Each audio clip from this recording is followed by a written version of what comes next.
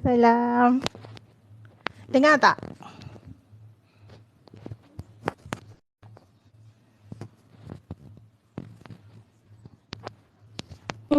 Live Kak Zu pada malam ni, biar Kak Zu perkenalkan dulu. Pertama sekali lah Kak Zu nak perkenalkan, berada di Thailand adalah Puan Alaina Sofni, isteri kepada almarhum sahabat baik saya, saudara Zarin Rejab, yang juga merupakan salah seorang admin grup FB Cancer Selama Malaysia. Jadi saya nak minta satu momen, boleh tak kita sedekahkan Al-Fatihah buat almarhum? Ya, Al-Fatihah. Bismillah.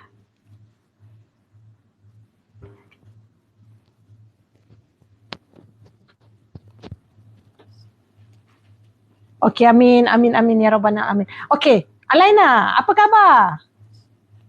How are you? Alhamdulillah, baik. Okay, are you eating well? Makan dengan baik? Alhamdulillah. Alhamdulillah lah. Good, good, good. Boleh tak kita ceritakan perjalanan menjaga seorang pesakit? Okay, boleh tak Alaina cerita perjalanan menjaga seorang pesakit kanser?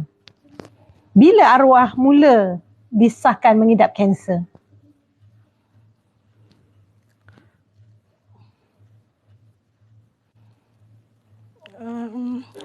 Okay, Assalamualaikum warahmatullahi wabarakatuh. Waalaikumsalam. Saya rasa ramai yang, Alhamdulillah ramai yang ada yang kenal dengan suami saya, almarhum Zarin bin Muhammad Rejab. Kalau ada yang kenal lah kan, sebab dia antara salah seorang admin di Cancer Survivor. Jadi arwah ni sebelum ni dia pernah buat live dengan Kak Zu kan, sebelum ni dekat Betul. kita punya Facebook FB. Kan. Jadi dia mula disahkan kanser NPC stage 1 pada 2014. 2014. Masa tu usia dia lebih kurang 37 tahun. Masih muda lagi lah masa tu kiranya kan, 37 tahun. Jadi kami pun masa tu tak sangka kanser tu ada, sebab kami sejarah dia tak pernah ada maksudnya dari segi genetik yang ada kanser. Jadi benda tu memang satu benda yang barulah. Jadi 2014 dia mula dengan hidung. Hidung dia ada bleeding dekat hidung. Jadi orang lelaki ni bila dia bleeding sikit-sikit tu dia rasa benda tu tak penting. Jadi dia diamkan daripada kita. Sampailah saya sendiri yang perasan bleeding tu macam sesuatu yang nampak ada masalah besar. Saya dah mula ada bau dekat hidung dia kan. Jadi bila kita cakap sebelum ni nak ajak pergi buat treatment, macam kita nak ajak pergi hospital, dia kata next week lah. Macam kita, abang jom kita pergi hospital next week lah. So next week nanti dah sampai next week lagi. Macam itulah. Kan, jadi dia orang mungkin rasa benda tu tak serius kan. Jadi tapi sampailah satu tahap saya rasa dah bleeding tu dah macam nampak kronik. Jadi kita as wife, kita rasa sesuatu yang agak merisaukan masa tu. Jadi saya terus tak ada tunggu minggu depan, saya terus gesakan dia. So saya nak bagi tahu kita ni as a wife kena ambil peranan sikit dekat sini. Kadang-kadang lelaki ni dia sibuk dengan kerja. Jadi dia mungkin rasa kesihatan tu biasa bagi dia. Dia tak ambil penting tahap kesihatan tu. Jadi masa tu saya memang gesa untuk terus bawa dia check up. Berapa lama duk ada hidung pendarahan tu, berapa lama sebelum pergi ke hospital? Saya rasa nak dekat ada lebih kurang sebulan lah. Sebulan lebih jugalah. Alright. Sebab bleeding tu dia rasa benda tu macam panas dalam. Dia suka macam bila bleeding dia beli air kelapa dia minum. Dia beli air kelapa dia minum. Jadi kan, jadi kita dok fikir asal abang ni suka beli air kelapa kan. Dia tak cakap. Sebab bleeding tu bagi dia sikit. Sampailah saya nampak dia dah mula korek hidung dia, then guna tisu tarik keluar, dia bleeding yang berketul-ketul tu. Starting tu saya memang terus ambil langkah, jom hospital. So once saya pergi dekat hospital yang terdekat masa tu untuk buat check up detail. Saya pergi ke hospital swasta. So masa pergi ke hospital swasta, jumpa dengan ENT. So ENT terus minta kita buat further lah untuk skop dalam. Bila buat skop dalam, memang sangat memeranjatkan. Sebab bila kita skop, bleeding tu dah menanah dekat separuh muka dia ni. Dah ada nanah. Dah ada nanah. Sampai kan pakar tu tanya dia, cik, solat semua tak sakit ke? Dekat dahi ni semua tak sakit ke masa tunduk solat tu? Kan? Jadi dia kata tak sakit. Dia kata saya hanya darah tu turun dekat hidung, dia kata. Jadi starting daripada tu doktor terus ambil langkah. Dia kata you kena operation. Tak boleh cara lain. Operation untuk buang semua nanah dekat dalam separuh muka tu. Jadi masa tu kita hati memang sangat risaulah. So kita cuba cari alternatif, kontak dengan, kebetulan ada sepupu yang kerja di hospital. So kita cuba tanya kalau hospital kerajaan macam mana. Dan kebetulan Alhamdulillah Allah tolong masa tu kita dapat masuk dalam satu dekat hospital Sungai Buloh. Sepupu tu bantu untuk dapatkan queue dekat situ. Queue tu sepatutnya lambat, kena tunggu lebih kurang dalam sebulan lebih. Tapi Alhamdulillah masa slot untuk Zarin tu dapat masuk awal. Sebab orang yang sepatutnya ada operation tu, dia punya operation tu ditunda. Jadi Zarin masuk slot tu. Alhamdulillah lah, kita dah pergi Sungai Buloh, balik. On the way balik, hospital call, Cik Zarin, you boleh datang besok tak? Oh, saya masa tu baru sampai kan ke Melaka balik. Jadi suami kata, kena pergi besok lah. Saya kata, oh kalau besok lagi bagus. Saya kata kan, lagi cepat lagi bagus. Sebab benda memang dah kronik. Jadi kita memang terus shoot balik, ambil barang, pack barang semua, terus shoot pergi Sungai Buloh. Dan lusa tu kita buat operation. So bila operation tu, memang masa operation tu doktor keluarkan semua yang bleeding, nanah semua dekat dalam muka tu. Dan masa tu lah, barulah doktor tu bagi tahu saya, puan, kita tengok dekat hidung suami puan ni, kita dah tengok semua dah okey, tapi ada sesuatu yang kita nampak abnormal dan kita ambil tisu dia, kita ambil biopsi kat situ. Masa tu saya pun tak terfikir itu adalah kanser tau. Kita hanya dengar doktor tu cakap dan kita okey doktor, okey kan. Tapi memang kita tak terfikir itu adalah kanser. Kita ingatkan sesuatu yang mungkin dia nak check apa kan, kita tahu. Dan bila balik tu, balik 2 minggu sebab operation tu nak bagi dalam tu okey balik. After 2 weeks kena pergi balik untuk buka dekat dalam, dia ada letak plastik dekat dalam hidung tu kan. So nak pergi buka balik benda tu. Dan masa tu lah dia orang bagi tahu, doktor panggil masuk ke dalam bilik. Okay, so kita pun pergi, ingatkan doktor nak cakap apa. So masa dalam bilik tu lah dia bagi tahu, Cik Zarin, hari tu kita dah tengok dalam hidung you sebelah kiri tu ada nampak lain sikit daripada yang belah kanan. So kita dah ambil tisu biopsi, kita dah tengok result dia, Cik Zarin ada kanser stage 1. Dah ada kanser stage 1, dia cakap masa tu. Kanser, NPC kanser stage 1. Zarin masa tu dia blur, macam dicerita kan. Dia sangat blur, dia pandang je doktor, tak tahu apa nak komen, tak tahu apa nak cakap. Tapi saya masa tu kebetulan mak mentua pun ikut sekali. Mak mentua, saya, dua-dua dah tak boleh nak, tak tahu nak jawab apa. Tapi kita ni as support dia kan. Kita nak nangis pun, kita takut, kita nak, tak tahu apa nak cakap. Tapi memang reaction dah tak boleh cakap lah. Macam kanser kan, kanser, benda yang orang takut sangat. Orang sangat takut, tiba-tiba dia ada benda tu. Jadi masa tu memang agak keadaan tu memang semua orang jadi gabra, jadi tak tahu buat apa, then balik. So doktor kata tak apa, jangan risau. You masih stage 1, you masih ada Betul. peluang, dia kata, untuk baik. Betul. Jangan panik, doktor cakap, jangan panik.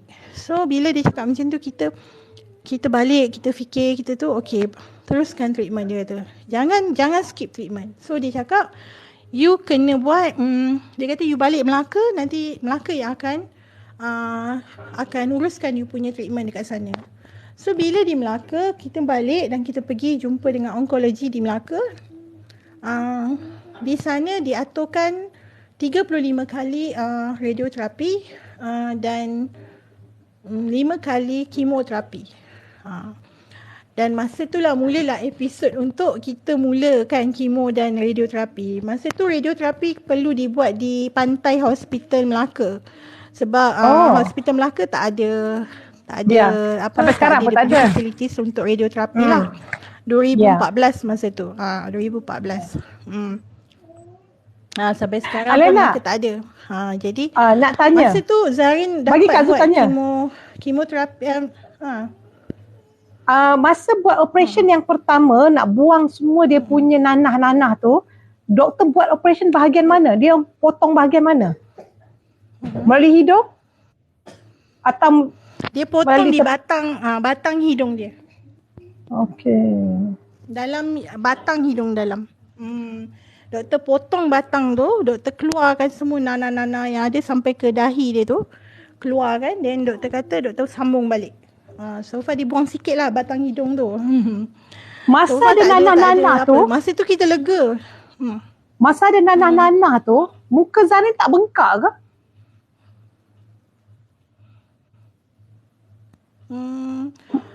Masa nanah-nanah tu, muka sebelah sini dah nampak lain. Dah nampak kembang tau.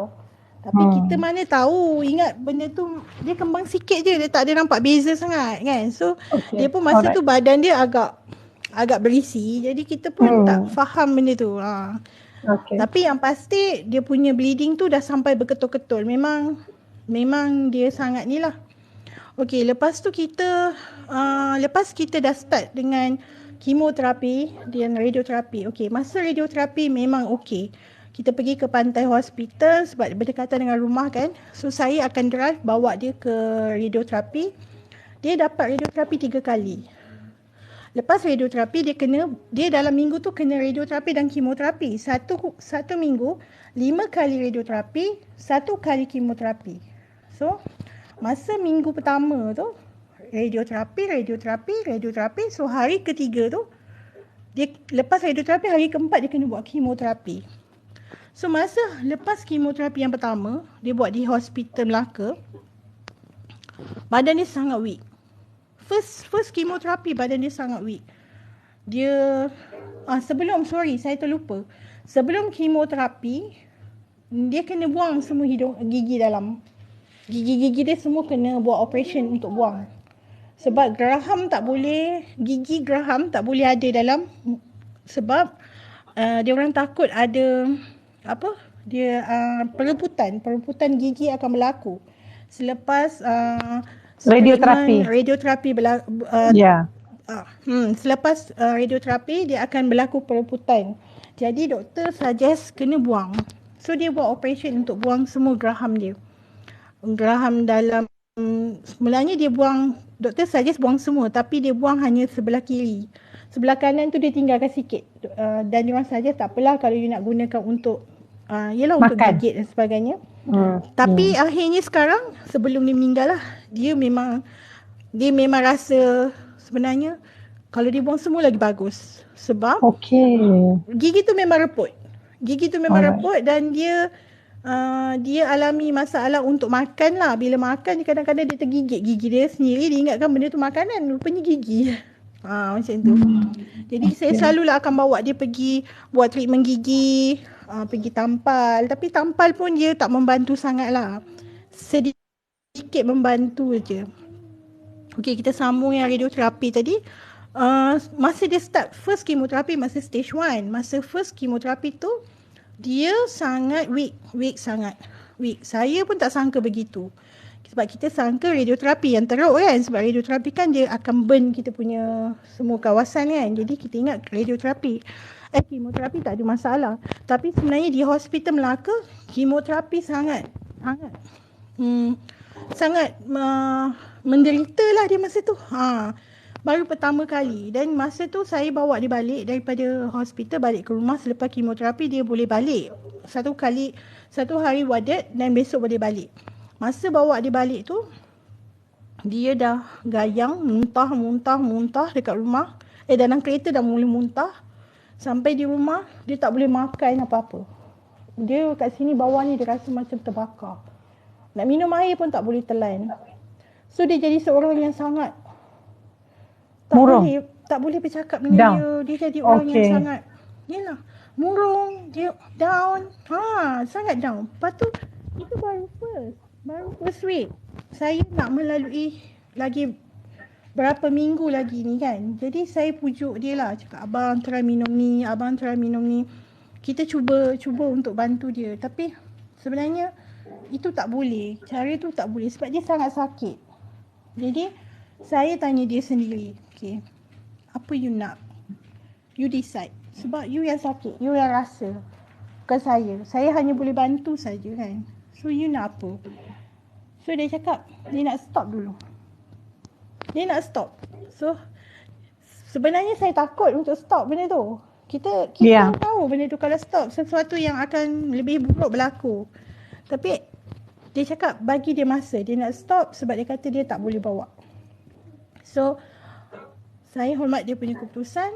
Saya dengar, follow. Kita sebagai caregiver kita kena follow apa yang kehendak yang dia nak kan. So kita ikut. Dia stop benda tu. Dan dia stop hospital pantai telefon untuk datang radioterapi. Hospital telefon je dia cakap dengan saya, angkat. You angkat. Abang tak nak angkat. So saya kena jawab lah. Hospital minta maaf, husband saya sangat tak boleh. Dia tak nak teruskan dulu. So rawatan tertangguh untuk stage 1 selama 4 tahun. 4 tahun. Suami saya menggunakan alternatif treatment lain untuk kanser. Maksudnya kami mencari pelbagai alternatif untuk selesaikan masalah kanser dia ni. Dan masa tu kita masih baru kan. Jadi kita mengharapkan ada miracle atau keajaiban Allah bagi tu untuk lain-lain rawatan. Sebab kita berharap kita tahu semua sakit tu Allah kata ada dia punya ubat. Dan masa itulah saya dengan suami mulalah macam-macam benda lah yang kita cuba dengan suntikan B17 beribu-ribu lah kat situ habis untuk buat dia punya treatment.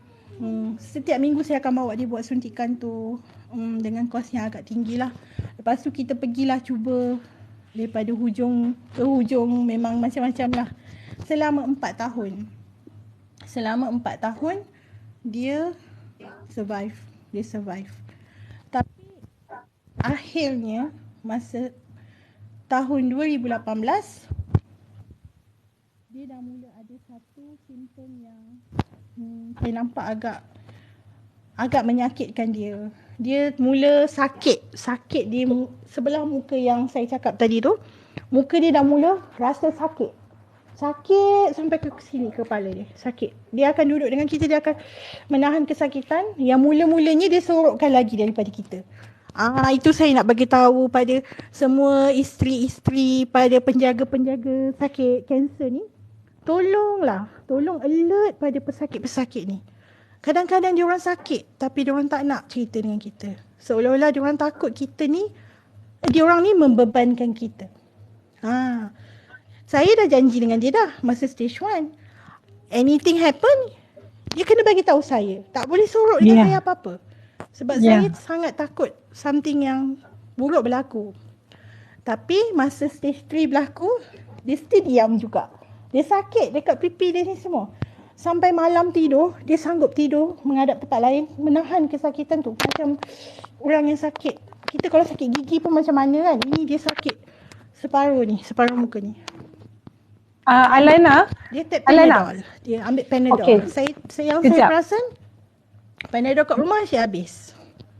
Macam mana Alaina tahu 2018 tu kanser datang balik, lepas tu stage 3. Macam mana tu?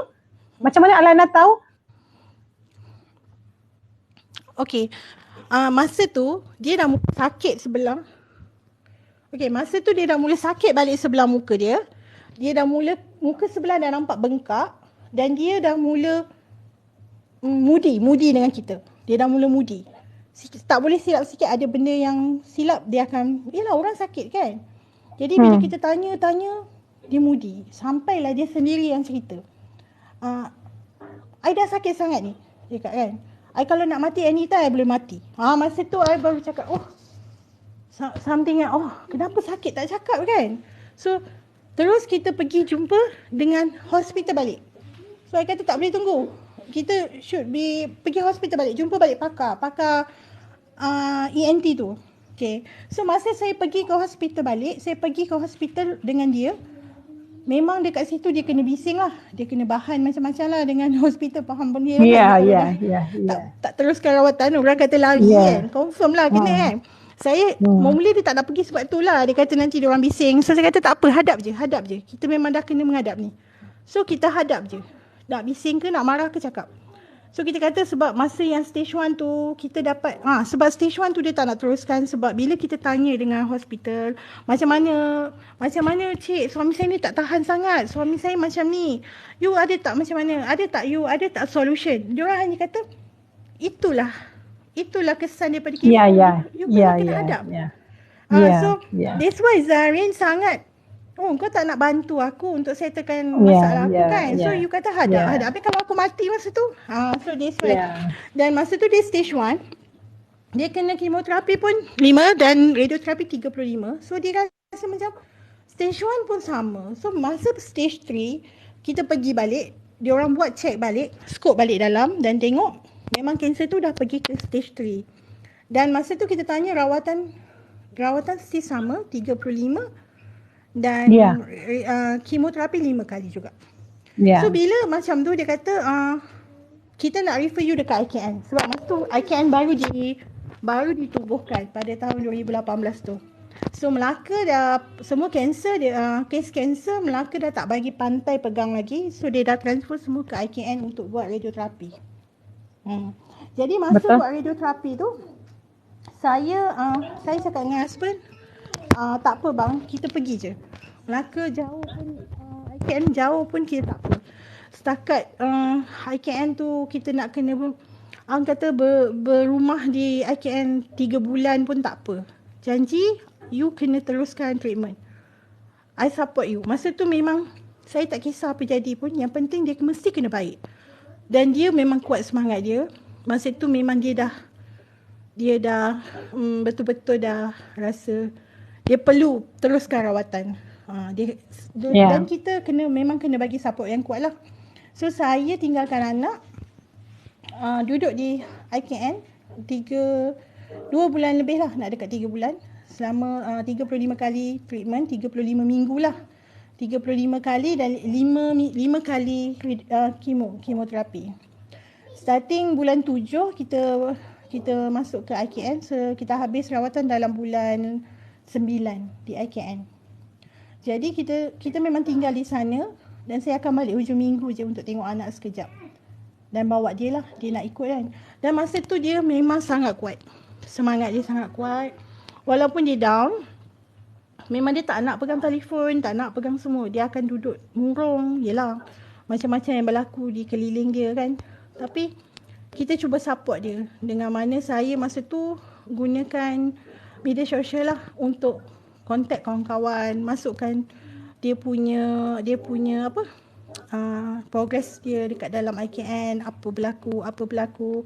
Dan daripada situ, daripada awal minggu, minggu pertama sampailah ke minggu ke, saya rasa 7 minggu dalam tu, dia semakin bersemangat. Bila dia tengok kawan-kawan sharing dekat dalam grup NPC, dalam grup kanser kan, kawan-kawan pun datang support dia, jumpa dia. So daripada situ, daripada murung dia tu, dia dah mula ceria.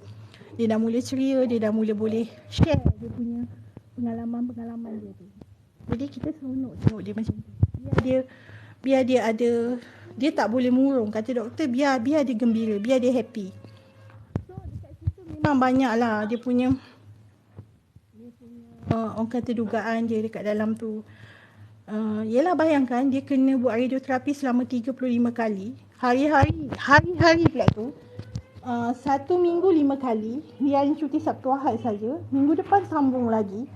Dia punya bawah ni kalau tengok ada gambar dia, memang terbakar. Burn. Terbakar. Ya. Burn. Memang Ya. Dia sangat kuat semangat. Arwah memang Alaina. kuat semangat. Alaina, mikrofon tu kena maintain. Cuba maintain mikrofon. Kalau Alaina sangkut dekat you punya tudung pun okey. Sangkut dengan tudung pun boleh. Lepas tu kalau boleh kamera tu jangan goyang-goyang. Pening nanti orang tengok. Kamera jangan bagi goyang. Dengar tak? Boleh perendahkan sikit kamera tu. Kita perbetul sikit. Kamera tu bagi this better. Okey. Dah, jangan goyang. Okey.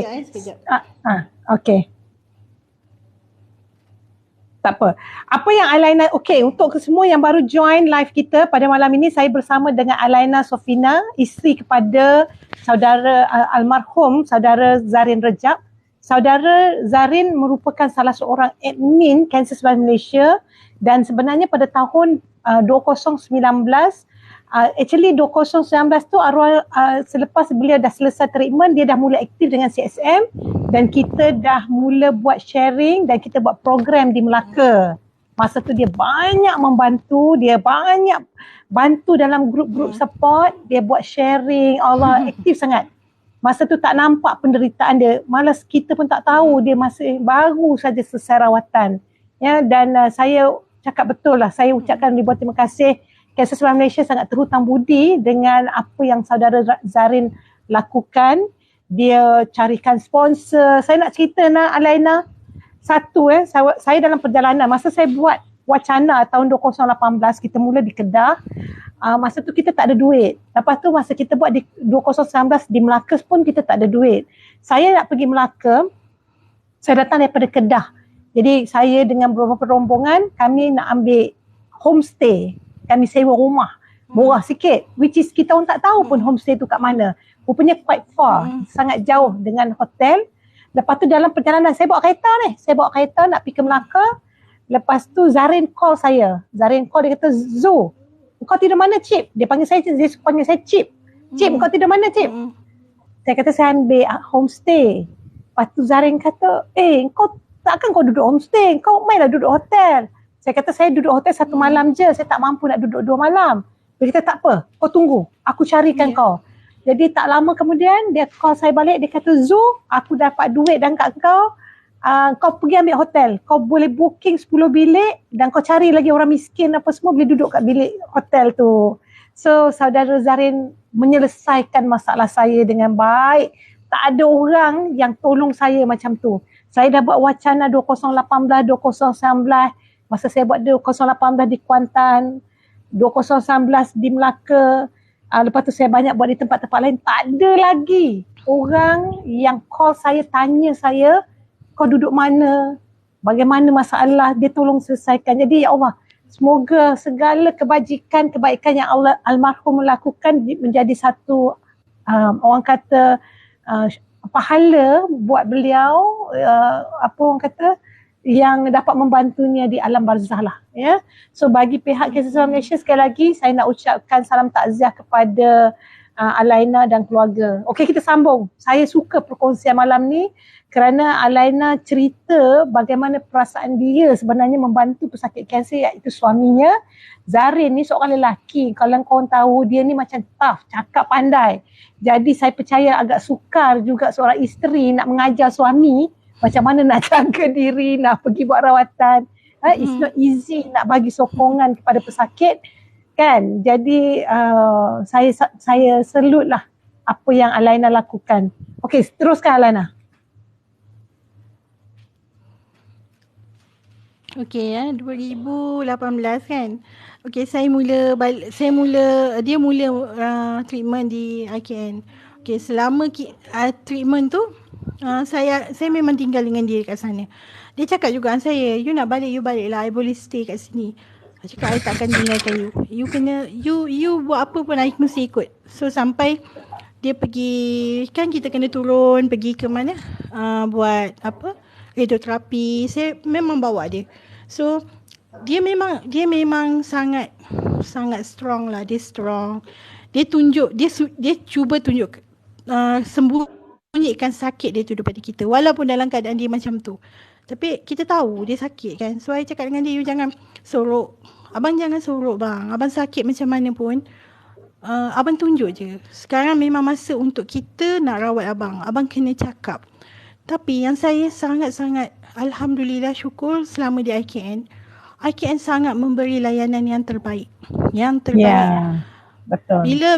Bila suami saya sakit, okey, contoh di Melaka, bila dia cakap abang sakit, abang panas, saya akan cakap, nurse macam mana nak buat ni? Suami saya tak boleh ni, dia tak boleh minum, dia tak boleh makan. Macam mana badan ni rasa panas sangat ni, macam mana nak buat? Dekat Melaka dia tak ada solution. Dia akan cakap, puan memang kena hadap puan, itu memang keadaan yang berlaku. Ya. Okey. Tapi berbanding dengan IKN, bila saya cakap, okey puan, sekejap, saya cuba cakap dengan doktor. So doktor akan come cepat dengan kita. Dia akan cakap, okey puan, kita boleh bagi puan, suami puan ini, kita boleh bagi suami puan ini. Setiap rungutan, setiap komen daripada pihak sakit, ada solution yang kita rasa alhamdulillah kan. Kalau macam ni, kita memang boleh teruskan treatment kan. Even suami saya kemoterapi dekat IKN, tak ada pun dia kena macam yang dekat Melaka tu. Dia boleh je relax sambil santai-santai main handphone. Boleh je bergelak-gelak dengan orang sebelah kita, dengan orang orang katil sebelah kan. Minggu pertama, minggu kedua, minggu ketiga dia masih boleh makan, dia masih boleh minum. Dia nampak struggle masa minggu ke-7 macam tu. Selepas kemoterapi, radioterapi berjalan, dia 35 kali. Radioterapi ke-27, ke-28 dah mula ada rasa burn dekat dalam tekak dia. Tapi dia masih, yang minggu pertama, minggu kedua tu dia masih okey. Dia masih boleh makan, dia masih boleh minum. Dia sihat. Bagi saya dia masih sihat lah. Masih normal. Boleh tidur. Tak mengerang-ngerang sakit tak. Sebab itulah saya kata bersyukur sebab IKN tu ada. IKN tu banyak membantu. Dia punya, yang saya tahulah IKN ni dia orang ada satu objektif dia, mengurangkan kesakitan. Less untuk kesakitan patient tu. Dan alhamdulillah sampailah minggu last kami di sana. Masa tu memang agak suffer sikit lah. Zarin memang dah lemah sangat. Jadi dia perlu minum susu yang cukup. Dia memang tak boleh makan lagi dah masa minggu last tu.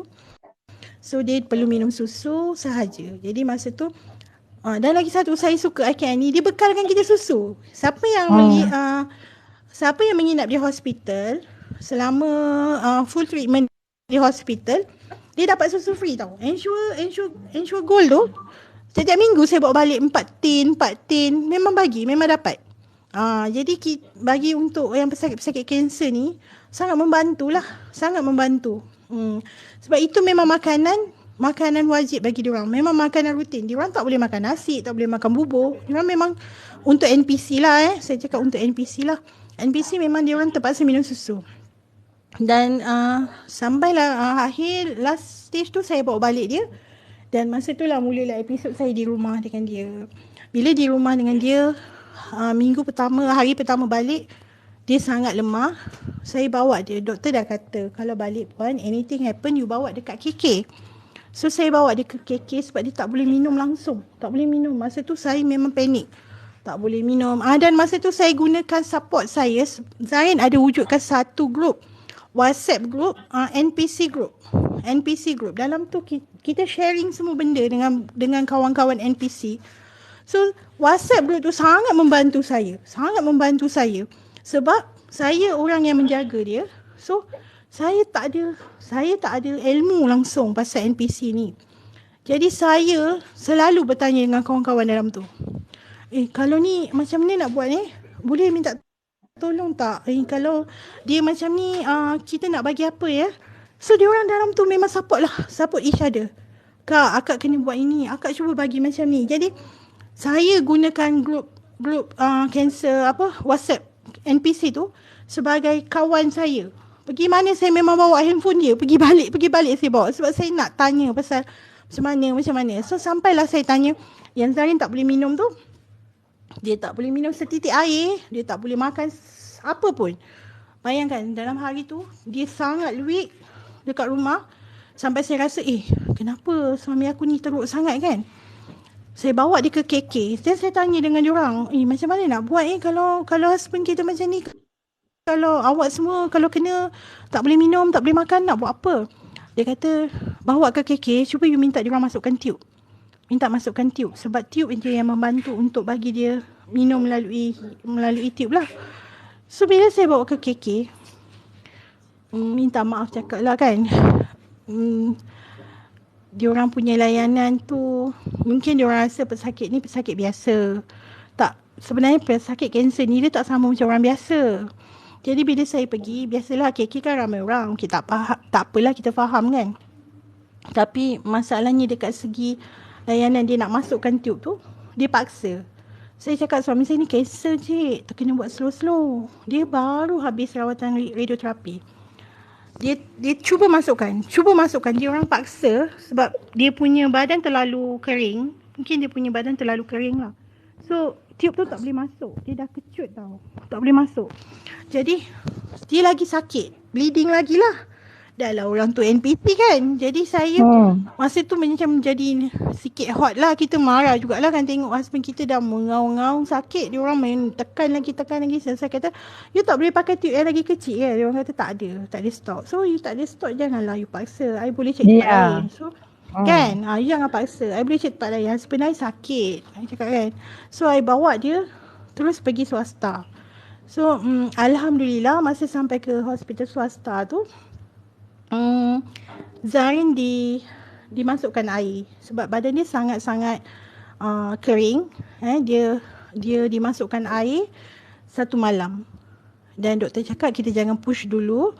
Besok puan kita tengok macam mana, kita cuba masukkan tube. Dan besok pagi tu doktor datang balik dekat kita, dia cakap, puan, before masuk tube kita try bagi dia minum dulu. Dulu. So saya pun cakap okey juga sebab semalam cuba tak boleh kan. Okey, cuba bagi. Dan saya bagilah dia minum. Bagi guna straw je kan. So bila dia minum, Alhamdulillah dia boleh telan. Masa tu kan saya rasa macam orang yang tak tahu kan kita punya masalah ni, orang ingat biasa tau. Saya rasanya dah malam tu tak boleh tidur kan, buat kita semayang lah, macam-macam lah kita minta Allah tolong sangat. Perasaan tu tak tahu nak gambarkan. Bila dia dapat minum tu, rasanya nak sujud syukur yang betul-betul. Saya betul-betul rasa, ya Allah, saya terus telefon mak dia, cakap, mak, abang dah boleh minum, mak dah boleh minum. Sebab dekat rumah mak dia tu pun duk berdoa lah untuk dia. Dia boleh minum. Jadi bila boleh minum, satu orang kata apa, satu kesengsaraan dia dapat lepas lah daripada masukkan tube ke dalam hidung tu. Kan? Itu yang kita tak nak tu kalau boleh kan. Jadi dia dapatlah minum. Alhamdulillah 2 hari di hospital, saya bawa balik. Dan di rumah mulalah episod dia di rumah dengan minum susu saja. Alhamdulillah. Kita jaga makan dia, bagi dia minum susu hari-hari. Satu hari tu saya rasa 4-5 kali juga saya bagi minum supaya dia rasa kenyang kan. Memang dia tak boleh makan selama berapa bulan dalam sebulan lebih juga tak boleh makan. Sampailah dia punya dalam hidung, dalam mulut dia dah rasa clear, dah boleh telan kan, dah boleh sikit-sikit mengunyah. Sebab dia ada jar, dia ada problem sikit kan. Bila dia orang dah buat radioterapi tu, jar dia untuk mengunyah tu ada masalah. Jadi sampailah dia dah boleh makan, kita memang kena jaga dia lah, buatkan dia makanan-makanan yang dia boleh makan, benda-benda yang lembut. Memang masa tu saya bekerja, tapi memang saya ambil cuti untuk jaga dia. Sebab dia memang perlu penjagaan rapi. Tak boleh kita tinggal-tinggal begitu. Jadi bagi dia buatkan dia makanan yang kena dengan tekak dia. Sebab dia orang ni bila dah tak selera lagilah susah nak makan kan. Jadi kita kenalah cari apa-apa resepi yang kena dengan tekak dia, yang lembut, yang dia boleh telan dan tak pedas.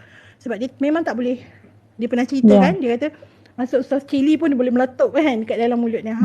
Jadi kita kena, sebelum bagi dia makan kita rasa dulu. Sebelum bagi dia makan kita kena rasa dulu supaya benda tu kena dengan tekak dia dan dia boleh makan. Sangat ambil masa, saya rasa lebih kurang 2 tahun juga untuk bagi dia betul-betul stable lah, untuk bagi dia makan yang sama macam kita. Even sekarang sampailah sebelum last dia meninggal pun dia masih boleh makan yang biasa, cuma sangat terkawal sebab gigi dia dah mereput. Jadi saya memang mesti kena bagi dia benda-benda yang agak-agak sesuai untuk dia lah, yang dia boleh mengunyah, yang tak liat, yang tak keras. Macam itulah dia. Okay, Alaina? Steve. Okay, sorry.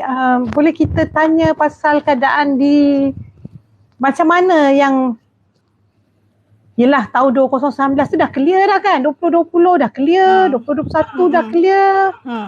Okay, what happened? 2018 hingga 2022. 2022 saya tengok dia dah semakin sihat. Kami tengok dia dah semakin sihat. Dia dah semakin berisi. Masa awal 2022 pun dia dah makin sihat. Dia dah makin berisi. Makan pun dah ada selera yang nampak. Kita puas hatilah sebagai isteri kan. Tengok Alhamdulillah abang dah makan banyak kan. Memang sebelum ni dia makan memang ada terkawal-terkawal kan. Jadi bila tahun 2022 selepas raya bulan Mei kan. Bulan Mei dia okey lagi, dia okey. Sampailah akhir Jun saya ingat lagi kita dah mula nak ajak dia pergi buat jogging. Selalu kita sebelum ni memang jogging, pergi buat senaman kan, senaman ringan. Jadi saya cakap dengan dia, sebelum tu ada ajak juga abang jom kita pergi buat. Nantilah abang macam letih lagi kan, badan belum cukup kuat. Okay, starting Jun tu dia kata abang okey dah. Kan, so dia siap nak beli apa, nak beli apa, tracksuit lah apa semualah untuk pergi jogging lah. Kau bersemangat sangat lah dengan kasut jogging baru semua kan. So kita pun layan, okey jom. So starting Jun tu, saya lepas kita mula starting jogging pagi-pagi petang-petang tu, dia mengadu dengan saya, dia pergi solat Jumaat.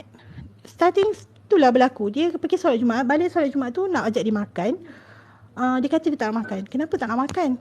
Dia kata, tak tahulah kepala ni. Dia kata, tadi duduk masa tengah khutbah Jumaat. Lepas tu bila lepas khutbah tu bangun, nak berdiri angkat takbir. Dia cakap, macam dia kata macam mana nak cakap, mata dia tu macam gayang, macam pening. Tapi macam dia rasa dunia dia macam bergerak-gerak, faham tak? Macam tak stabil. Dia punya kepala tu. Jadi dia kata dia take time lebih kurang dalam 2-3 second jugalah untuk tune balik benda tu jadi okey. Jadi saya dah mula risau dah sebenarnya. Saya cakap macam panas kot bang. Kan kadang-kadang kita panas pun mungkin jadi begitu. Jadi dia okey, dia macam dia tune balik lah. Dia study daripada tu, dia kata bila bangun dia duduk. So macam daripada duduk nak berdiri pun dia jadi macam tu. Dia jadi macam vertigo. Tak stable. Macam vertigo. Vertigo. Macam vertigo. Masa tu kita tak tahu tu vertigo. Then dia start tanya dengan dia punya dia punya cousin lah. Cousin dia doktor tu lah kan, tanya, kenapa jadi macam ni? Tu dia kata tu you punya macam vertigo, dia kata kan. Tu macam vertigo. Vertigo. Kenapa kena macam tu Dia kata vertigo ni berlaku sebab ketidakstabilan dekat bahagian telinga, kepala. Telinga atau kepala, dia kata kan. Better you pergi check. Dia cakap macam tu lah. Sebab you dah ada NPC, dia dah ada sejarah.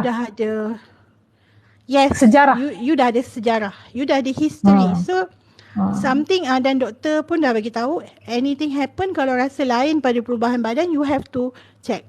So masa tu kita memang baru balik daripada IKN tau. Kita memang baru lepas check up IKN dengan check up di Hospital Melaka bulan Jun, akhir Jun. So kita cakap, abang tak apalah abang, set balik appointment. So I call balik ENT untuk buat balik check up dengan ENT. So masa pergi buat check up dengan ENT, Dia orang tanyalah simptom macam mana. Dia kata simptom saya mula rasa macam agak kuat lah, dia kata. Lepas tu lagi macam dah mild pula, dia kata. So yang dia kata tak apa. Kita buat CT scan, kita buat MRI. So bila MRI dan CT scan keluar result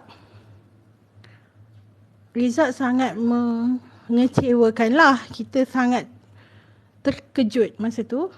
Keputusan yang keluar menunjukkan di sebelah kiri kepala dia ada sesuatu. Ada sesuatu yang diorang tak boleh confirmkan itu apa. Tapi saiz dia agak kecil, lebih kurang 1.7, 0.5 cm ke 1.7 cm macam itulah. Jadi diorang bahagian ENT ni dia tak boleh confirm ke apa-apa. Cuma dia kata kita suggestkan you pergi ke IKN balik. You rujuk dengan IKN. Tapi sebelum tu dia rujuk dengan neurologi. Neurologi tengok dekat kawasan yang kena tu adalah kawasan pusat.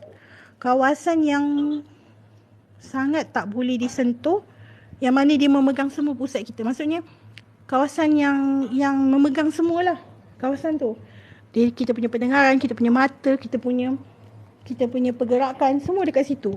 Jadi benda tu sangat bahaya. Kalau nak ambil biopsi pun dekat situ, tak suggest. Dan dia kata selalunya tak selamat. Dia tak membantu pun. So yelah, dia orang kata nak confirmkan itu adalah kanser atau apa, kena buat biopsi kan.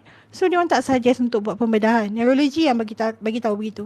Cuma saya ada sedikit persoalan yang saya masih tak terjawab sampai hari ni. Dan saya suggestkan kepada yang lain, yang pesakit kanser lain lah kan, mengambil benda ni sebagai satu iktibar. Yang mana yang saya sendiri nampak benda ni bila pakar neurologi bertanya pada saya, dan saya nampak benda tu yes, keperluan. Dia tanya pada saya, selesai sahaja treatment daripada bahagian IKN selama 2018 tu, adakah selepas treatment tu pihak IKN ataupun pihak hospital membuat check, maksudnya CT scan balik atau MRI balik untuk pastikan kanser tu dah tak ada? Adakah dia orang ada ke? Sekali Kak Zul pun nak tanya. Maksudnya selepas dah buat radioterapi tak ada. Tak ada. Diorang terlepas pandang sangat terkejut. Saya bila soalan tu, saya tak tahu. Saya masa tu saya betul-betul rasa saya terkedu. Saya terkedu dengan husband saya. Saya cakap, diorang tak ada buat apa-apa CT scan. Diorang tak ada buat apa-apa. Husband saya kata, tak ada. Dia ada tak buat. Maksudnya berkala. Maksudnya bukan terus buat tau. Maksudnya you dah habis 2018, you kena buat lagi mungkin 6 bulan atau setahun you kena buat lagi. Tak ada. Kita hanya pergi, kalau saya tak tahu NPC lain, boleh tanya dengan orang yang kanser lain lah. Tapi saya ada tanyalah seorang dua kawan-kawan kanser, diorang pun cakap diorang tak ada. Diorang hanya buat check up. Okey, kalau pergi ke IKN hanya akan tanya kita begini. Macam mana tuan, ada rasa apa-apa perubahan badan? Okey tak? Itu sahaja. Memang bahagian IKN tak akan buat apa-apa check up. Dia hanya tanya kita kalau ada apa-apa simptom. Dan dia ambil berat badan semualah. Dekat bahagian Melaka pula, kalau pergi dia orang hanya skop dalam hidung kita. Dia skop sampai belakang, tengok clear, okey. Semua okey. Tapi dari segi detail dekat kepala ke, dekat bahagian yang lain ke, tak ada. Dan masa Zarin kena stage 3 dulu pun, doktor dekat bahagian IKN ada bagi tahu stage 3 dia ni alhamdulillah terkawal. Sikit lagi nak kena ke otak, tapi belum kena otak masa tu. Dan kita masa tu sangat-sangat rasa alhamdulillah, syukur ya Allah kan, kau tolong kami kan. Jadi bila neurologi tanya kita, saya pun betul-betul, kita bukannya orang yang pakar dekat situ kan. Jadi kita follow the rules. Apa rules yang diberi kita follow. Jadi bila dekat soalan sini, tu diberi sekarang, dekat sini Arida kata, Arida ni saya tak sure dia NPC atau tidak. Dia kata memang tak ada.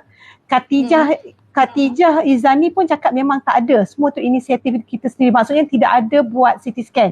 Okay, just nak jawab sikit. Kak Zul kanser endometrium. Kami buat CT scan kontras berkala. Selepas selesai treatment, kami buat selepas setiap 6 bulan. Kemudian kami buat setiap setahun sekali. Kami diminta buat oleh Gynae Onco. Onco minta buat kan? Pihak kita tak ada. Bahagian NPC tak ada buat. Itu yang saya memberi saranan. Sebab tu saya cakap dengan Kak Zul, saya nak join this. Saya nak bantu untuk bagi sedikit pandangan saya untuk saya bantu orang lain sebenarnya. Sebab saya tahu sebenarnya seorang yang sangat supportive. Arfa binti Saman pun cakap memang tak ada, tapi saya minta sebab ada sakit-sakit kepala dan pening-pening. Jadi maksudnya semua pesakit NPC mereka hanya buat, silakan. Mereka hanya buat bila ada simptom sahaja.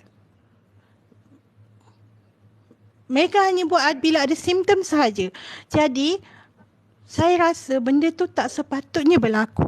Sebab bila simptom tu dah ada, benda tu dah ada dekat situ. So how come kita nak settlekan benda tu? Jadi saya memang terpaksa bagi tahu benda ni supaya yang lain mengambil inisiatif untuk membuat tindakan segera sekiranya ada begini berlaku. Maksudnya dia perlu ambil inisiatif sendiri, pergi kepada klinik, hospital kerajaan ataupun swasta yang dia kena request benda ni. Kalau dia orang tak buat, you kena minta buat sendiri. Itu yang saya suggest lah. Ada satu dua orang kawan Zarin yang NPC juga, saya cakap juga, you try pergi buat sendiri. Sebab bukan apa, saya kesian. Saya rasa benda ni satu perkara yang saya agak terkilan sebenarnya. Sebenarnya. Memang saya tahu ajal maut semua di tangan Allah, tapi keadaan dia kita sangat menjaga, tapi kita tak tahu benda tu dah ada dekat atas. Dan bayangkan akhir Jun kita tahu benda tu ada. Bila saya rujuk dengan IKN, saya tak salahkan siapa-siapa, mana pihak ya, minta maaf ya kalau ada yang tersalah sangka kat sini. Tapi cuma saya memberi pendapat saya sebagai seorang penjaga kepada pesakit NPC ni. Okey, bila saya ke IKN, masa tu kita ada rujuk dengan IKN. IKN kata dia nak buat MRI lagi sekali. Masa tu saya pergi akhir bulan, sekarang bulan 10. Okey, saya pergi pada akhir bulan 8. Sebab daripada bulan Jun ke bulan 8 tu adalah proses di Melaka tau. Melaka yang buat MRI, CT scan, dia lambat dekat situ. Sampai pakar neurologi daripada KL datang, dia kata, benda ni tak boleh lambat tau. Ini kanser. You jangan diam-diam. Kenapa ENT buat lambat, dia kata. So dia terus gesek ENT, terus email kepada IKN untuk segerakan appointment. So saya dapat appointment ke IKN lebih kurang bulan 8, ujung bulan 8. Saya pergi ke IKN buat appointment untuk cek macam mana tindakan selanjutnya. IKN minta kami masa 6 minggu untuk dia berbincang dengan pihak dia punya pakar neurologi, pakar radiologi dan pakar onkologi. 3 pakar ni akan duduk berbincang sebab perkara ni berkait dengan kepala dan dia sangat dia orang sangat tak tahu untuk buat apa. So dia orang perlu berbincang. Jadi masa tu akhir bulan 8, bila saya minta, saya cakap 6 minggu lama cik. Saya cakap dengan pakar, saya dengan husband masa tu sangat risau. Tolonglah, 6 minggu sangat lama. Kalau ini kanser macam mana? Dan dia orang cakap kat situ, tak apa puan, kita nak bagi tahu puan, pakar bagi tahu kita, dia agak terkawal sebab saya masih kecil dan ini kita nampak adalah bukan kanser. Ini adalah kemungkinan adalah kesan radioterapi, iaitu radiation. Kesan radioterapi yang lama membengkak, dia kata. Dan insyaAllah dia terkawal, jangan risau. So bila seorang pakar bagi tahu perkara itu pada kita, saya dengan suami pun alhamdulillah lah, yang cakap dia pun pakar kan. So 6 minggu kita tunggu. Selepas 6 minggu, sepatutnya Zarin akan buat MRI pada 5 hari bulan 10. So 27 hari bulan 9 perlu ke IKN untuk ambil darah. Pagi tu sebelum ambil darah, dia sangat nampak letih. 27. Dia sangat letih. Jadi saya cakap 28 hari bulan, dia sangat letih. Saya cakap, abang kenapa ni letih sangat? Dia kata, tak tahulah, dia kata kan, kepala dia rasa macam lain macam. Jadi Saya call dengan onkologi bahagian IKN, minta tunda esok. Saya cakap, sebab saya nak minta adik ataupun siapa saya punya relation untuk bawa. Tapi suami saya Zahari ni memang tak suka orang menyusahkan orang. Dia punya perangai macam tu.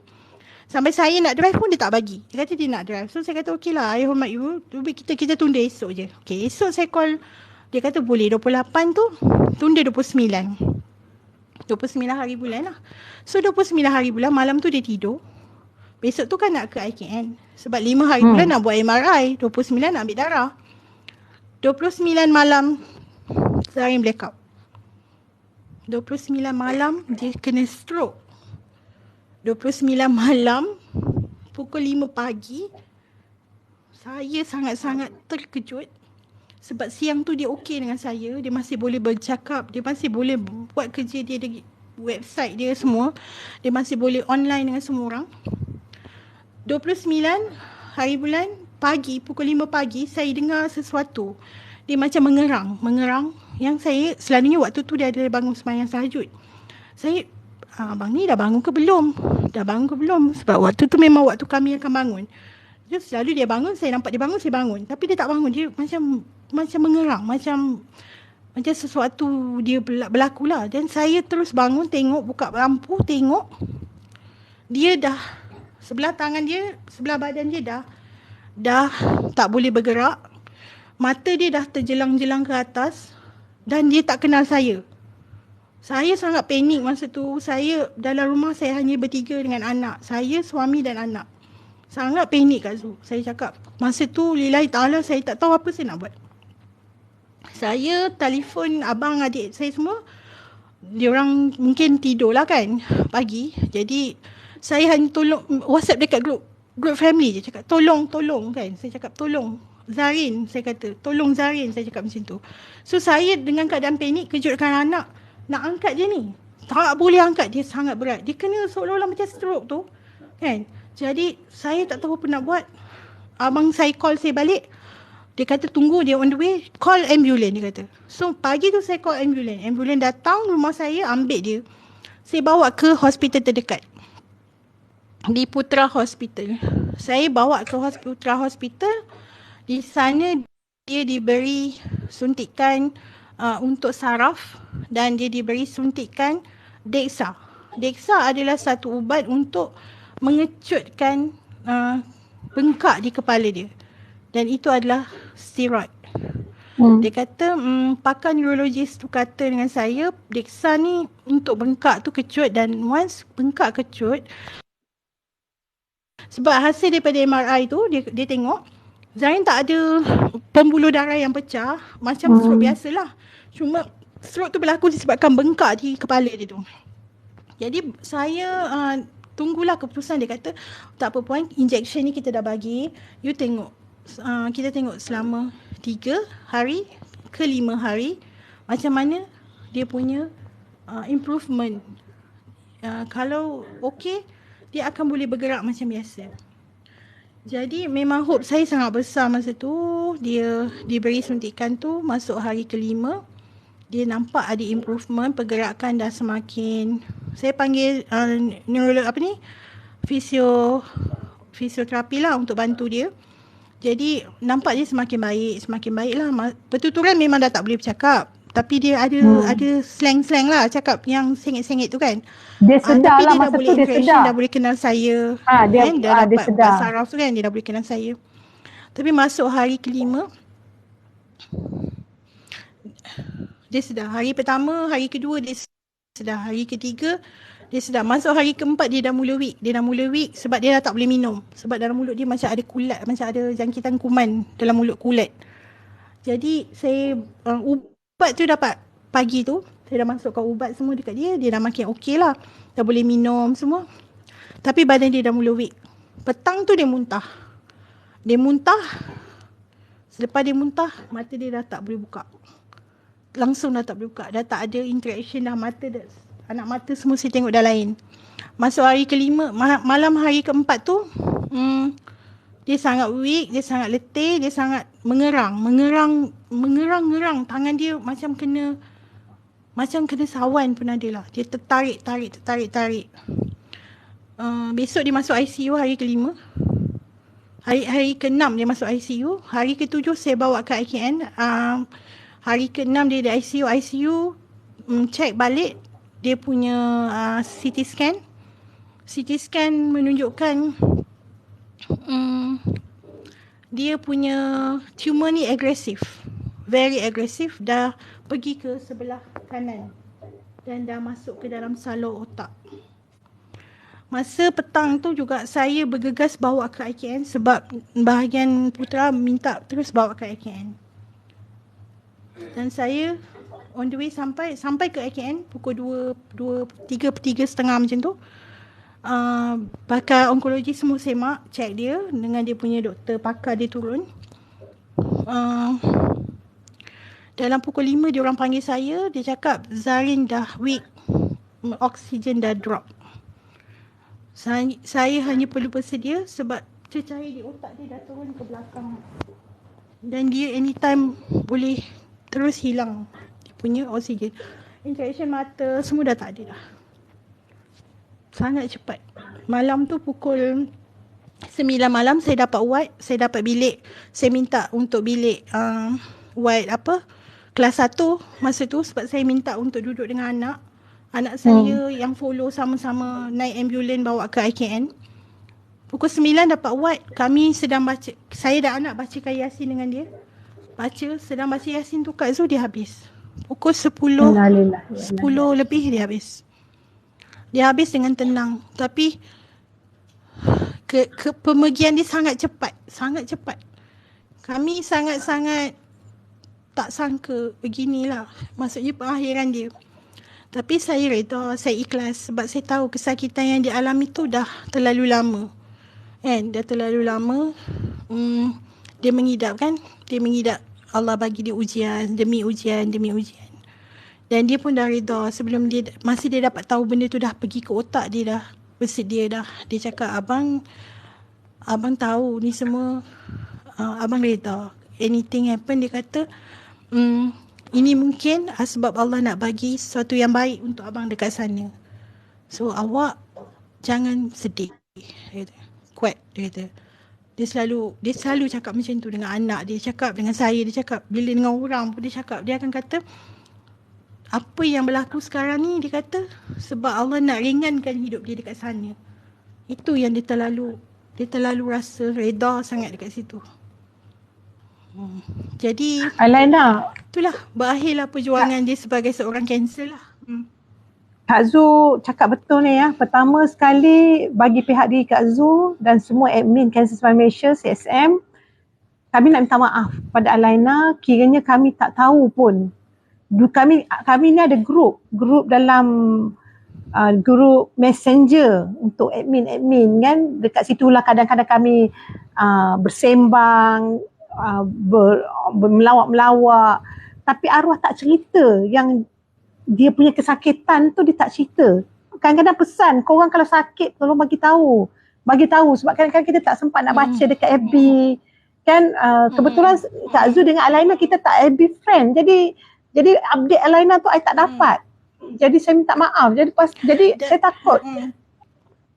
Saya tak nak Alaina kata Kak Zu ni waktu gembira je tahu ataupun waktu kami sakit tak ambil peduli. Tak, demi Allah. Saya really rasa Zarin tu sangat dekat dengan saya. Saya rasa bagi saya dia BFF saya. Saya rasa macam I can talk to him, even I nak cerita dekat semua orang yang menonton ni. Pada masa saya buat program wacana di Bangi pada bulan, Kak Zu buat wacana di Bangi pada bulan Jun. Ya, masa tu dia dah sakit lah kan Zarin Masa tu ada salah seorang. Jun berapa Kak? Jun tahun ni Jun. Kita buat wacana bulan Jun. Jadi Mei, masa awal tu sebelum tu Mei lah. Masa Mei tu Zarin ada mesej saya. Dia kata Zu, kau tolong sekejap ni ada seorang ni. Nama dia Nur Hayati Nakim. I tak tahu macam mana dia kenal Kak Hayati Nakim. Tapi Kak Hayati Nakim ni susah. Dia kata kau bagi saat dekat dia tiket aku bayar. Jadi I pun kata okey lah sebenarnya Kak Hayati Nakim ni saya dah memang nak bagi dia free tiket tapi Zarin yang bayar. Okey, so bila Kak Yati ni daftar, saya kata Kak Yati, tak apa, tak payah bayar. tiket dah bayar. Lepas tu baru ni lah saya bagi tahu kata Zarin bayar lah. Masa tu tak abak pun. Lepas tu Zarin semualah settlekan yang tu. Kak Yati Nakim ni memang susah. Dia masa selesai kami buat wacana tu, saya kebetulan pihak TV3 minta tolong saya cari asnaf di Kuala Lumpur. Saya kenal Kak Yati Nakim ni melalui Zarin. Jadi saya bawa kes Kak Hayati ni, dia dapat masuk TV3 bersamamu lah.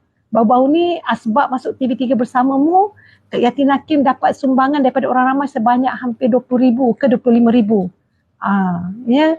So lepas tu Kak Yati Nakim ni memang bagus, seorang yang asnaf, miskin tetapi seorang yang pembersih, berusaha.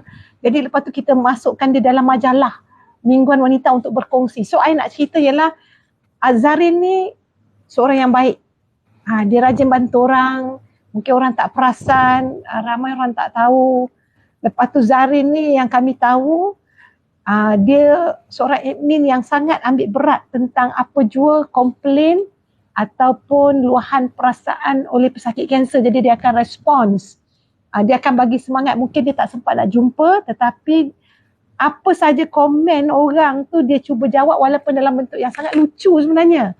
Kita terhibur. Jadi hilang dah hiburan tu. Dalam grup admin ni, kami kadang-kadang macam berkelahi lah. Hang kata kat Hang. Jadi Zarin ni suka menyakat. Dia suka melawak lah, mengata kat kami kan. Kau tu macam tu lah. Jadi dah tak ada dah. Grup admin pun dah jadi agak sunyi, serius. Sebab tak ada dah. Zarin tu tak ada. Penyeri tu dah tak ada. Budak Zarin ni, kalau kami ada masalah, macam saya kena saman hari tu, Zarin support saya. Jadi macam, dia support lah. Dia support. Dia on our side. Dia buat penulisan. So, Alaina, I miss him so much. Terkejut. Sangat terkejut. Terkejut sangat. Dia tak ada. I'm so sorry. Don't worry, he's a nice guy. Dia seorang yang baik.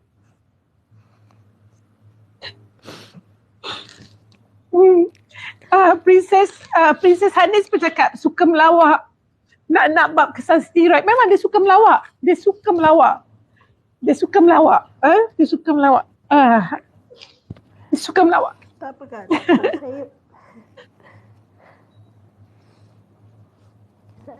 Itu banyak sangat dia dapat mesej. Saya dapat mesej on behalf dia lah. Ramai sangat yang mendoakan dia kan. Ramai sangat yang memuji kebaikan dia kan. Betul. Saya rasa itu dah cukup membantu dekat sana Kak. InsyaAllah. Alhamdulillah. So you are doing very well. Oh, you are doing very well Alaina. Dia baik dengan semua orang Kak. Sangat baik. Ya. Saya dengan anak memang sangat rasa sangat kehilangan dia. Sebab saya dengan dia memang tak pernah berjauhan.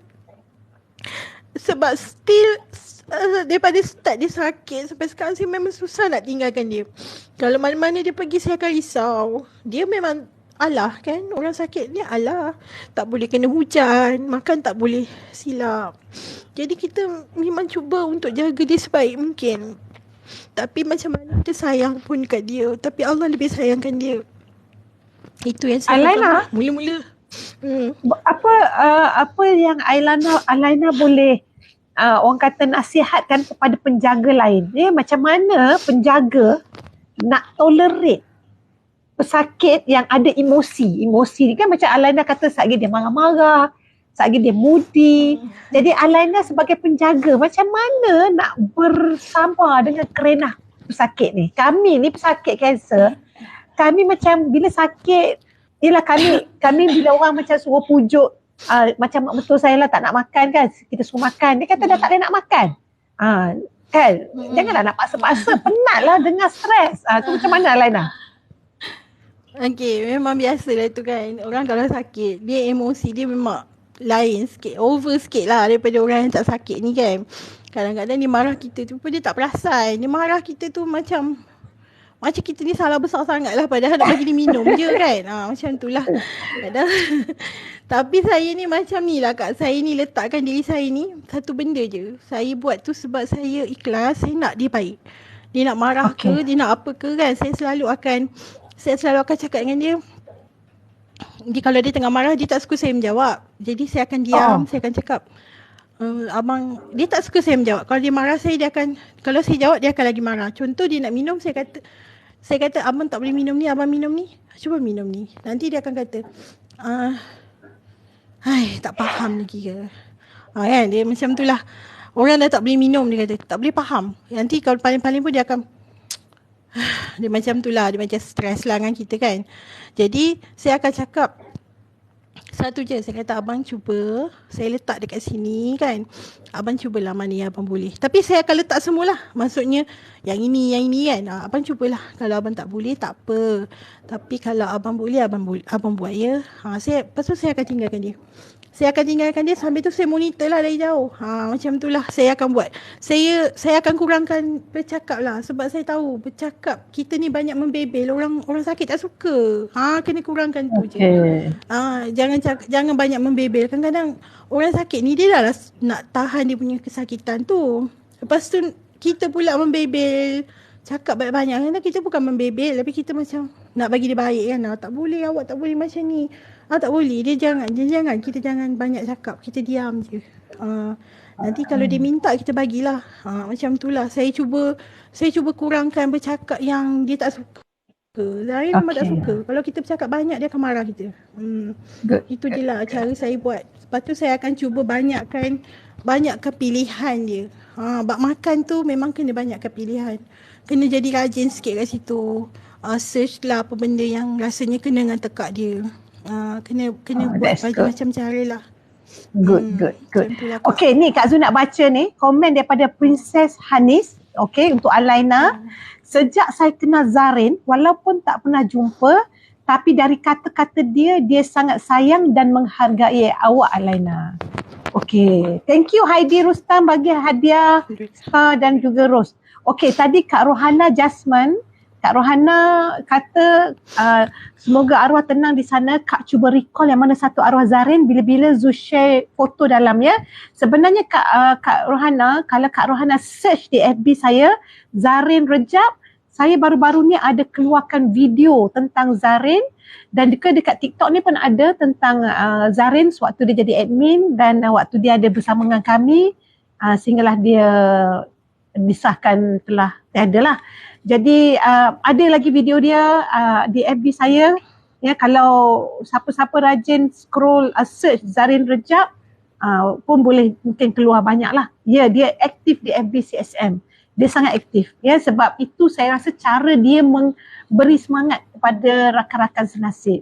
Terutama Zarin selalu share adalah berkenaan dengan suplemen. Dia juga macam saya, kami menentang penggunaan suplemen bomos-bomos ni sebab Zarin sendiri bagi tahu 4 tahun macam mana Alaina cerita, 4 tahun yang sia-sia, habis masa, buang duit, buang tenaga pada rawatan yang tidak membantu, malah kansernya ada balik dan terus stage 3 daripada stage 1. Jadi sebenarnya sangat penting untuk semua orang tahu rawatan-rawatan alternatif ni sebenarnya dia mengelirukan pesakit, memberi harapan palsu kerana testimoni-testimoni itu semua palsu. Jadi kita tak usah terpedaya. Kanser ni fokus rawatan yang kita nampak macam Alaina kata, buat CT scan, MRI, biopsi, ini semua adalah antara orang kata treatment-treatment yang perlu ada ya untuk kita pastikan pemantauan kanser tu. Kita tahu baik, kita rasa sihat, tapi kita nak tahu ada lagi ke tidak, masih datang lagi ke ada sikit-sikit kena ada pemantauan. Macam tadilah kata, kanser ni sebenarnya boleh dirawat dan sebenarnya utama rawatan adalah untuk mengawal. Macam mana Alaina kata tadi, pihak hospital cuba memberikan pesakit orang kata keselesaan, tenang, comfort dan hidup yang berkualiti. Kalau baik terus hilang kanser, itu satu bonus. Itu je. So Okey, Kak Rohana pun kata Tapi jangan confident. jangan confident. Jangan confident cancel tu terus pergilah. Maksudnya kena Betul, buat betul. treatment, kena Pemantauan lah. buat rawat, check up Pemantauan. berkala. Check up berkala tu Yes. penting. Ya, betul. Ya, okey. Ati kata orang kuat menentang suplemen. Mak Kuntum kata terus tabah, saya tahu Alaina kuat. Princess Hanis kata moga Alaina dan anak kuat. Kak Rohana Jasmine, Alaina dah buat yang terbaik. Thank you untuk sharing. Ya, Azizah Abu Naim kata Abang Zarin baik sangat. InsyaAllah ya. InsyaAllah. Okey, Alaina, sebelum kita berakhir pada malam ni, apa kata-kata akhir Alaina kepada penjaga pesakit? Okey, saya pun tak nak banyak cakap lah, cuma saya nak pesan untuk penjaga-penjaga kita ni, jaga orang sakit kan, kena banyak sabar. Lepas tu kita kena cuba reda lah kan, reda dan ikhlas kan, sebab sakit dia tu semua Allah punya kerja lah. Kalau hari ni Allah kata dia boleh baik, kita Alhamdulillah. Tapi kalau Allah kata Allah ambil dia, macam saya, hope saya sangat tinggi dia sihat. Tapi kalau Allah kata dia aku nak kan, kita kena accept dan kita kena reda. Sebesar-besar reda yang kita kena letak kat situ, ini tu memang dia akan pergi juga tinggalkan kita. Jadi pada yang menjaga tu sabar, reda, ikhlas. Itu yang penting. InsyaAllah. Ganjaran untuk yang sakit ada, untuk kita yang menjaga pun Allah ada untuk kita. InsyaAllah. Itu je lah. Alaina, Kak Zu dengan Amna insyaAllah akan ke Melaka jumpa Alaina nak pergi ziarah kubur arwah pada 30 hari bulan. So apa-apa nanti kita hubung boleh. Nanti Kak Zu tak ada Alaina punya handphone. Nanti bagilah. Tak tahulah. 31 hari bulan. 30 hari bulan Oktober. Okey, boleh. InsyaAllah. Hari Ahad. Kita orang akan ke Melaka pagi. Betul lah ya. Apa-apa nanti saya akan hubungi lah. Boleh. Okey. So terima kasih Alaina untuk perkongsian pada malam ni. Ya, salam takziah sekali lagi. Kak Zu doakan terima kasih semoga Kak juga. Alaina dan anak. Okey, jaga diri. Alright. InsyaAllah. Terima kasih semua. Assalamualaikum. Waalaikumsalam. Okey, saya nak bacakan komen-komen semua orang di TikTok ni tadi. Di TikTok saya, Alaina boleh off saja atau endkan live tu. Okey, tadi ada siapa tanya pasal Alaina